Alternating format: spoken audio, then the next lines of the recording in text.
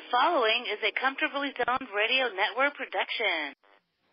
I am back, and you are comfortably zoned with me, the Zig Zag Man, on my birthday, in Alameda, California, right across the bay from San Francisco, at the 420 studio down by the lagoon, as they say in Alameda. Jerry Feitelberg's with me. He's an Alamedaite, and you know that in Alameda, everything is down by the lagoon, as Archie Bunker would have put it. Right? That's for sure. That is absolutely. Have you ever smelled that lagoon on a hot summer day? Yeah. Yeah, they're supposed they periodically lower it and then clean it, get the algae out of it. A lot of times they dredge it for bodies is what they're doing. They're not really cleaning it. I'm sure they found a few over the years. I'm sure.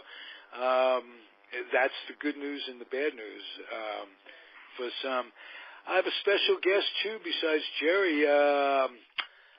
Talie Olson is here she has something to say. I don't know what it is. Oh, nice. No, you don't know what it is. Just wishing you a very happy birthday, Ralph. I love you. Oh, sweet. That warms the cockles. Very how bad sweet. Is that? Yeah. Not too bad. Yeah. Jerry, yes, we were a few days removed from the election, and all hell is broken loose. Sessions was fired. We have a new acting attorney general. There are demonstrations going on all over the country that the man recluse himself from the Mueller investigation. And I just want your take on it all.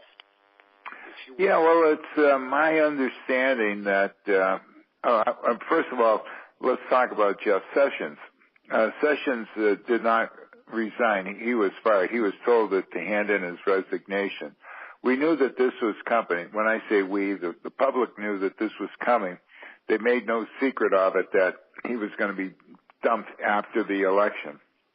And to appoint I forgot the guy's name, who is now the acting attorney general. He has to go through the Senate confirmation process, which he has not done, and there's some questions about his impartiality, and so that's number one. So they may have to rethink appointing someone. Without going through the Senate confirmation, I think under the circumstances, he doesn't have to go through that confirmation because he's an acting attorney general, but with powers. So, right, exactly. Now he can say that Mueller reports to him rather than number two guy, Rod Rosenstein. What's scary is he's already made his opinions well before his hiring about the Mueller probe, how it was going, how he recommended backing off it just by simply freezing them out of funding. Right. And now that he's in power, he can be doing that. Right. Now, the things that come. There are several Democrats, Pelosi included, who are, for lack of a better word, shitting a rusty nail over all of this. This is crazy. And they, along with a bunch of folks all over the country, are protesting in an organized protest to keep the Mueller investigation intact. Somebody I respect very much on Facebook questioned, what good are demonstrations like this? And I retorted that, in essence, they're good for the spirit of the protester, if nothing else. Yeah, it's not going to sway anything in Washington. They're going to continue to do, and Trump and his buddies are going to continue to do what they want to do. the question in everyone's minds, if they Trump said he wasn't going to stop the investigation by Mueller, but he lies all the time, so I'm sure that he wants to do that. And by appointing this guy and starving of the funds so that they can't do any more work, nothing else will come. But the thing is, if these actions taken as a whole appear to be obstruction of justice, all of them can be, prosecuted later. And if they do shut it down, and the Democrats, who now will control the House starting on January 3rd, then the articles of impeachment can be drawn up. Whether or not they can be drawn up, but we've talked about the chances of him actually being impeached, actually being found guilty of impeachment, given the two-thirds Senate voting needed. But in a trial in the Senate, a trial with the Chief Justice of the Supreme Court presiding, they would have all the details come out, and the public would hear it. Right now, no one knows what's going on with the Mueller case. So I think that might be, even though it won't go to, they won't have the Republicans vote against them. The public will hear what's going on in the whole case, and they'll understand what's going on. So we'll see how it plays out. They're not making wise moves at this point in time. He's behaving just as a criminal would behave. And by the way, did you see his demeanor at the press conference? It was totally disgusting yesterday. It was great. And what they did to Jim Acosta was beyond the pale. I was watching that live. I saw that young lady come over and try to grab the microphone out of Acosta's hand. She moved first on Acosta. The tape that they showed last night was doctored. They took the part out where she attacked him first, and they made it look like he put his arm on her elbow, with the crook of her elbow. And that was a doctored tape, which is totally disgusting. I mean, this is what the Nazis did. This is not what an honest politician would do. Why would they do something like that? And they revoked the Constitution. There was so much going on. We both being Jews were sensitive to what went on in pre-Nazi time, pre-war times, because we're always looking what could have been done to prevent it, and how did people fall into this thing, and how, what's it all about? And the resemblance is sickening. And the people's response is sickening. He gets people riled up in hateful vengeance.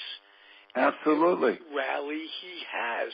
And to see them in the background cheering his hateful statements is sickening, because as far as I'm concerned, he's just an opportunist. There are enablers that put him in this position. And if it were you and I, we'd like to be president. If somebody gave us the opportunity, we take it. I blame the enablers more than I blame him himself. I blame Ryan and all those guys that sucked it up. They didn't like him, but they sucked him up. Cruz, my God, he called his wife ugly. Yeah. Oh, yeah. I mean, and that's he called off limits. said his father killed. Was this something? Yeah, the Kennedy assassination. Yeah, that he was part of it. A couple things that you brought up.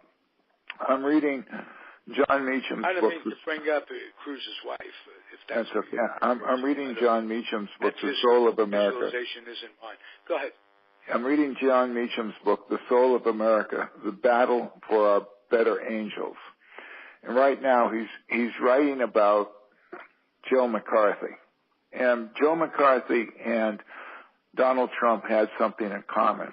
They both used the services of Roy Cohn, and as you know. And remember earlier, Trump said, "Where's my Roy Cohn?" He wanted someone like Cohn to protect him. And what Trump is doing is essentially what came right out of the McCarthy playbook. But one thing happened to McCarthy. And McCarthy in the hearings, McCarthy versus the United States Army. Remember David Schein and Roy Cohn and Joe Welsh, the attorney, and he chided for McCarthy for not having a sense of decency. Anyway, the United States Senate censured McCarthy in 1954 on a vote of 67 to 22. And 22 of the 44 Republicans voted to condemn. So the other 22 did not vote, but half the Republicans in the Senate at that time voted to condemn Joe McCarthy. There's your 67 because these guys knew what was going on. You couldn't get one or two Republicans now to vote against Trump. So it can be done, is what you're saying. It can be done. And with precedent, it's not something that's a pipe dream. Now, the other thing to keep in mind is tomorrow is the 80th anniversary of Kristallnacht in Germany, the night of broken glass. The 80th anniversary of Jerry Feitelberg. And it's also happened, I was born on that very day of Kristallnacht. It's interesting that our birthdays follow each other so closely. Yeah. Happy birthday and many. Thank you, sir. Yeah, and you know that was the beginning of the attacks on the Jewish people. 6 million Jews died during the Holocaust. 60 million people died in total during World War II because of what was going on in Germany, because of intolerance, bigotry, hatred. And this is what you have going on in this country. And we do not have a proud past. Segregation, slavery, intolerance. How about the Native Americans? The treatment of the Native Americans. It's unbelievable. It's unbelievable. And Native Americans. Women couldn't even vote until 1920. 1920. And in our time, Ralph, in the South, they used to have drinking fountains, colored and white, different bathrooms. Black Americans could not use the same bathrooms as white people. Jews too in the South. Yeah. Yeah, there used to be signs at hotels, certain hotels, Jews and blacks not welcome. And they didn't use, they used the N-word at the time. I was born in 46, the year by my beloved baseball. The last year my beloved baseball was segregated. That's right. That's right. And the first year you were a baseball fan. Yeah. So we've come a long way from the overall picture, but as any activist, any humanist will always agree, change doesn't come fast enough. And the depressing part, when it all goes around in circles, and all of a sudden we're back in 1936, a mindset of 1936, where there's a wink, wink, nod, nod thing going on. Yeah. It's crazy. I've never seen it this bad. You've never seen it this bad. Let's try to think of something positive. What do you see coming? Good. What do you see good coming out of all of this? Well, on January 3rd, when the Democrats take over, Maxine Waters will be chairman of some committee, and she'll have subpoena power, and they can subpoena Trump's tax records. Adam Schiff will be head of the House Intelligence Committee, and they now will have Devin Nunes. Doesn't that sound like an oxymoron? Yeah, right. Well, Devin Nunes, the Republican chairman, will not be running to the White House. Remember his stunt that he did earlier in the investigation, handing information to Trump from the Senate committee and then shutting it down, saying that there's no there. We don't know if there's no there with the collusion. We just don't know. And I'd like to see the Mueller report be turned over. I think they can turn over the documents to the Congress. They can't. And the other thing, too, is I'm sure that if the investigation is shut down, that the press will be seeking freedom of information requests to get the information from the Mueller investigation and publish it. You know, remember way back when, in 1970, this guy Ellsberg leaked the Pentagon Papers to the New York Times and the Washington Post, and they had this scandal about the Vietnam War. And this is what we need, is that someone who will leak the documents, and it probably will happen, and to the press, and the information will come out eventually, and we'll see. Now we've got a sophisticated way of WikiLeaks and all of that. It's much more easily attainable because of the internet, is what I'm trying to say. Yeah, so the Republicans, Trump and his gang, are going to try and shut it down, and they're going to try and hide it, and it's not going to stay hidden. It's going to come out. And well, here's what scares me. All this means, and we both agree, that Trump's back is against the wall, and the walls are closing in on him. That scares me a little bit, because when desperate people with power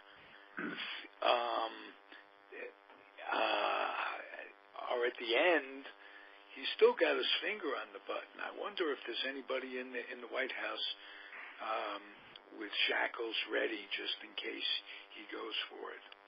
I would hope so. I hope they have a fail-safe method. They usually do, though.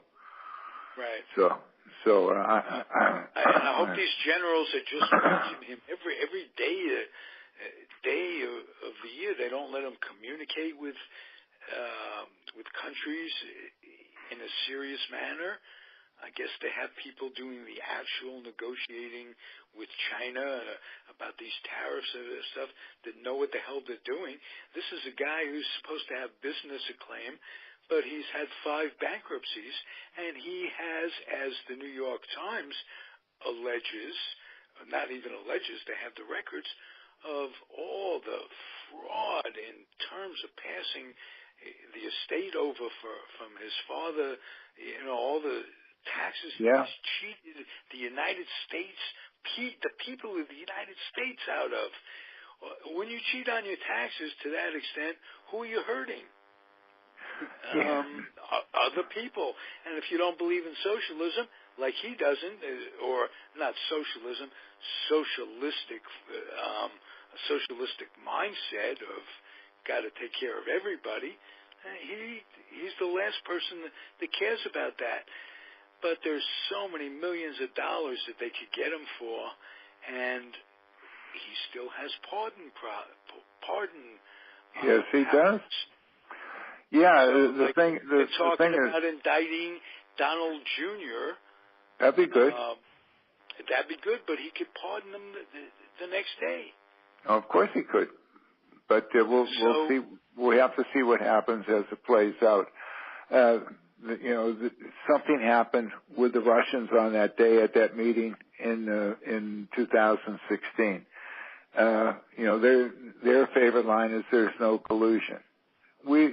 They're trying to find out if there is collusion, and all these other. Look at all the indictments and all the people who have pled guilty: Manafort, Gates, Papadopoulos, Flynn, Cohen. This is serious stuff. And I keep hearing the word collusion, but I rarely hear the words obstruction of justice anymore. Well, I would think obstruction is worse than collusion.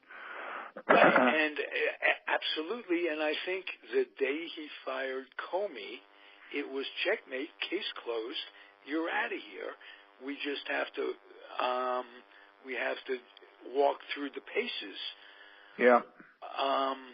From that standpoint, if Muller says, listen, all I can come up with is that the guy obstructed justice. Isn't that enough? And here's how he did it. And boom, boom, boom. It should have been a much more simple, less costly, less time-consuming process. Yeah. That's, oh, no more calls. We have a winner. Winner is Jerry Feitelberg. It's his birthday my phone's getting an incoming. I'm going to let it go to voicemail. All right. So we can that's continue. That's a good idea. Or you could put them on the air, and maybe they'll win a prize. What's the prize, Jerry Feitelberg? Yeah. Well, it's a day in purgatory. It's another day in purgatory. Another day in purgatory. And we're all sharing it. It's my former roommate from college. You talk about a guy. The guy had so much talent. The guy had a great singing voice. He could write. He wrote a novel, and he wrote, I think, 4 books of short stories. Wrote a play. And Jerry, don't keep going on and on. I'm not all of that. I just. Oh, you're talking about somebody else, huh? Oh yeah. No, that's okay. That's okay. That's for sure. Now, tell me about it. Is your roommate? What was his name? Ken Russell. Oh, Ken Russell. Beautiful. Yeah, he very much is, when you hear him talk, he's very, very similar to Trump. Everybody's the greatest, the best, the finest, has the most money, whatever. He embellishes everything because he was a salesman, and he was a good salesman. But like a lot of guys, he didn't think with his brain. He thought with something else, and it got him in trouble.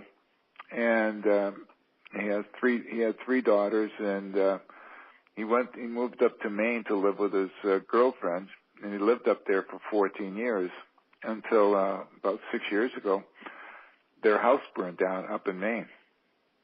Whoa. They were lucky. Hey, speaking of houses burning down, Paradise, California, 50 miles north of Sacramento, is literally on fire. The entire fucking town. And Talie and I and her sister Nandi have relatives up there, or very, very close friends up there. And we're concerned about Sherry and her family. So we've talked to them. They're safe, but evacuated and lives changed. And it's on fire. It's something we live with in California. I got a Facebook post from one of my former employees, this young lady who has 2 young sons. She and her 2 sons and the father of the children were evacuated. They live up in that area, up by Paradise. Well, and we're just hoping everything goes okay and they have a home to go back to. Probably they won't. Yeah. That's the way it is. It's unbelievable. It's unbelievable. Last year we had the fires up in Sonoma and Napa in the wine country. We had lives lost up there last year. And it's just unbelievable. Here we are in November. Today is November 8th, and the temperature was 70 degrees. It's unbelievable. Well, we always have a good Indian summer, if you'll excuse the expression, Native American summer. Yeah, but this is lasting longer than normal.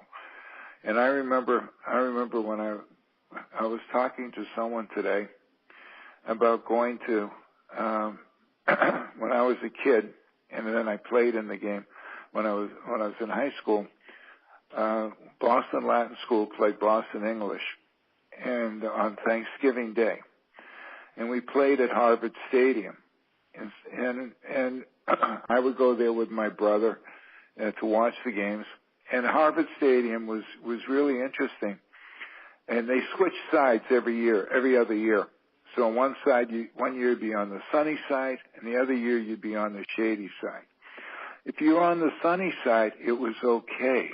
If you were on the shady side, you'd be frozen, and by halftime, you always had to go down and they would have a hot chocolate stand set up, a hot coffee set up underneath the stands, and the lines were so long, everybody was freezing on the shady side.